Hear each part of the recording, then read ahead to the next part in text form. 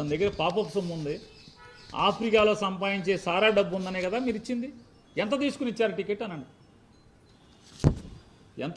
ఎంత సొమ్ము తీసుకుని టికెట్ ఇచ్చారు?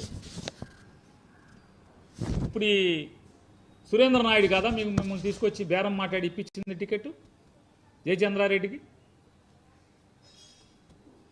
ఈ పాపాలకు టీడీపీ కార్యకర్తలకు తెలియవా? చిత్తూరు వాళ్ళకి అందరికి తెలుసు కదా.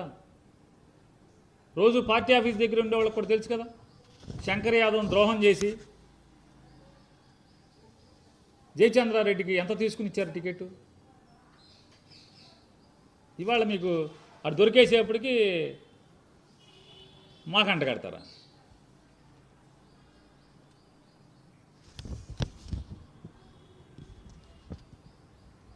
ఈ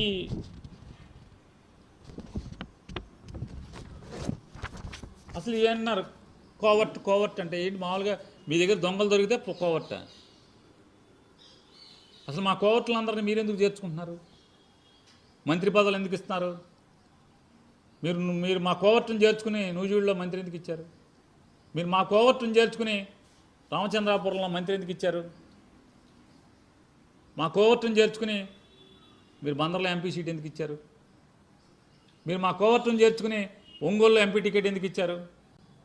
మా కోవర్టును చేర్చుకుని నెల్లూరులో ఎంపీ టికెట్ ఎందుకు ఇచ్చారు? ఇట్లా లెక్కకి మిక్కిలు కదా. మా కోవర్టులు మీ దగ్గర ఉన్నారు కదా, తోసేయండి బయటికి.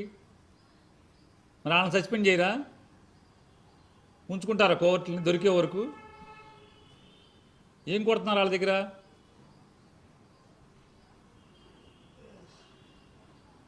కాబట్టి నోటు కాస్త అద్దు పొద్దు శుద్ధి ఉంటే బాగుంటుంది.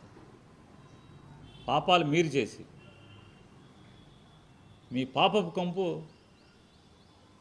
సమాజం ముక్కుల దగ్గరికి వచ్చేప్పటికీ ఈ పాపాలన్నీ జగన్మోహన్ రెడ్డి గారికి రాయటానికి చూస్తారు మీరు.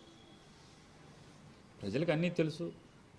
అయినా మరొకసారి మీ పాపాల చిట్టాని, మీరు ఆడుతున్నటువంటి ఈ రంకుల బొంకుని ప్రజలకి, మీ తెలుగుదేశం కార్యకర్తలకు కూడా నిజమా కాదా ఒకసారి చెక్ చేసుకోమని చెప్పి మీ తెలుగుదేశం వాళ్ళకి చెప్పటానికి, నేను చెప్పింది నిజాలా అబద్ధాలా ఒకసారి చెక్